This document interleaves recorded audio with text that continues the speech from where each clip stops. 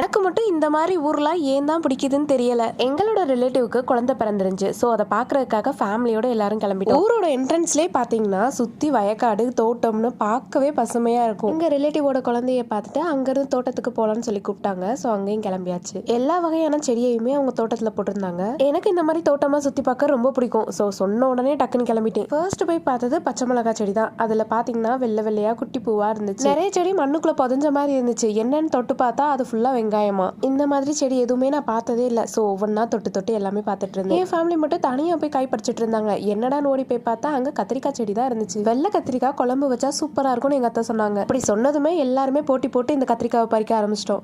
நடந்து போறப்ப கீழே பார்த்தீங்கன்னா குட்டி குட்டியா ஒரு காய் கிடந்துச்சு. பார்க்க குட்டி சைஸ் தர்பூசணி பழம் மாதிரி இருந்துச்சு. இந்த காயை மோர் வத்தல் போட்டு சாப்பிட்டா நல்லா இருக்கும்னு சொன்னாங்க.